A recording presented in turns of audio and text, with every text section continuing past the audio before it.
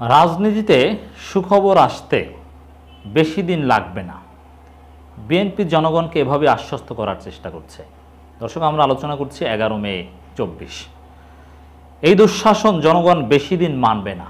রুহুল কবির রিজভির বক্তব্যের তাৎপর্য হিসাবে আমি কথাই বলতে চাই যে রাজনীতিতে একটা সুন্দর সময় আসতে, গণতান্ত্রিক পরিবেশ আসতে বেশি দিন লাগবে না, সুখবর আসবে।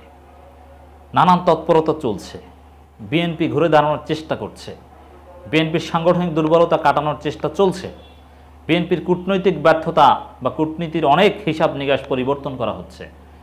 চীন নড়াচড়া শুরু করেছে, ভারত চীন টানাটানি শুরু হয়েছে, ডোনাল্ড ট্রাম্প সফরে আসছেন, নতুন রাষ্ট্রদূত যুক্তরাষ্ট্র পাঠাচ্ছে, যেই রাষ্ট্রদূত খুবই ডেঞ্জারাস, খুবই ব্যতিক্রমী ব্যক্তি। অতএব আশাবাদী হতে হবে, রাজনীতি আবার জমে উঠছে এবং মূল বিষয়ে বিএনপি আসল জায়গায় এবার হাত দিতে পেরেছে। যেমন গত 15 বছর আওয়ামী লীগের বিরুদ্ধে বিএনপি লড়াই করেছে, কিন্তু আওয়ামী লীগের বিরুদ্ধে লড়াই করাটা এখানে মৌলিক কিছু না, কারণ আওয়ামী লীগ এখানে তেমন কিছু না, মূল হচ্ছে ভারত।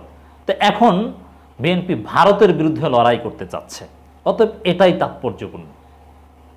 তো এই যেহেতু মূল জায়গায় আসে, আসল জায়গায় বিএনপি হাত দিতে পেরেছে, সুখবর আসবে।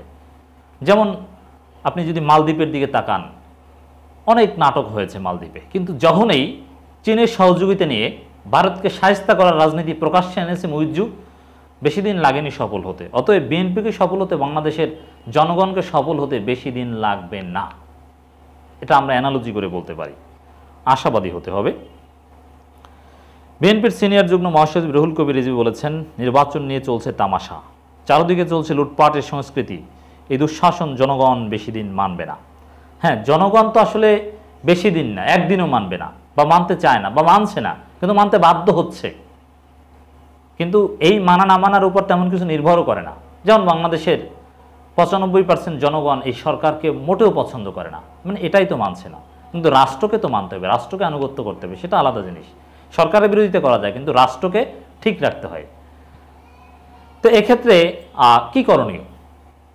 করণীয় হচ্ছে, জনগণ যে মানবে না, মানে জনগণ আন্দোলন করবে, মাঠে নামবে, মাঠে নেমে সুষ্ঠু নির্বাচন আদায় করবে, জনগণের দাবি ভোটাধিকার প্রতিষ্ঠিত করবে, তখন হচ্ছে না মানার তাৎপর্য ইমপ্লিমেন্ট হবে।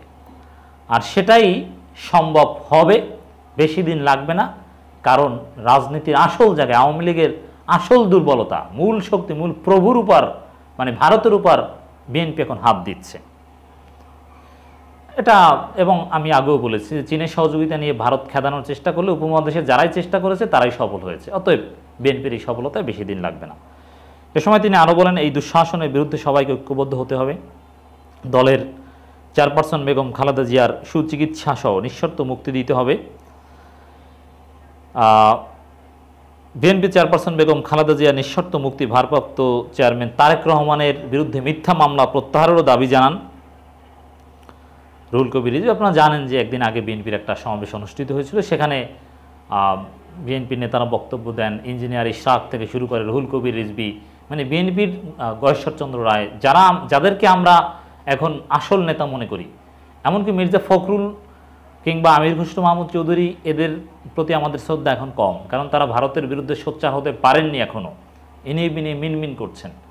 কিন্তু আমরা যাদেরকে সাহসিকতার প্রতীক মনে করি, যারা এখন আসল রাজনীতি করছে বলে মনে করি, তাদের মধ্যে এই নামগুলো আমরা বারবার বলতে চাই। গয়েশ্বরচন্দ্র রায়, ইঞ্জিনিয়ার ইশরাক, আমিনুল হক, জয়নুল আবেদিন ফারুক, রুহুল কবির রিজভী, আরও অনেক আছেন।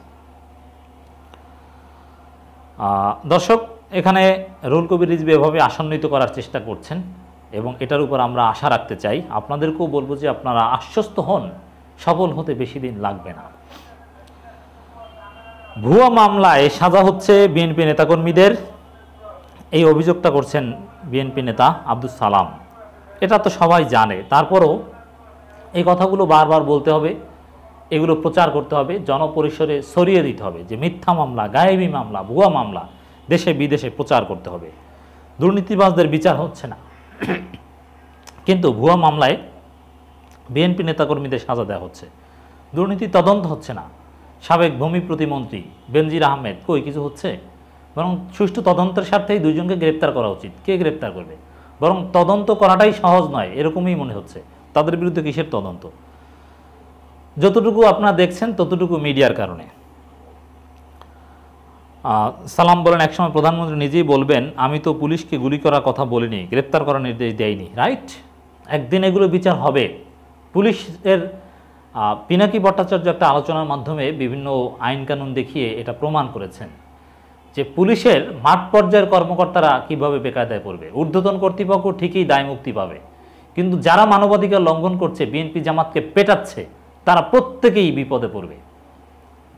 প্রত্যেক থানার ওসি, এসআই, বিভিন্ন কর্মকর্তা এরা বেকায়দায় পড়বেন, কিন্তু একেবারে ঊর্ধ্বতন যারা, তারা ঠিকই সিস্টেমে ফাঁক ফোকর থেকে বের হয়ে যাবেন, তাদের কিছু হবে না। তো এই কথাটাই জনাব আব্দুল সালাম সাহেব বোঝাতে চেয়েছেন।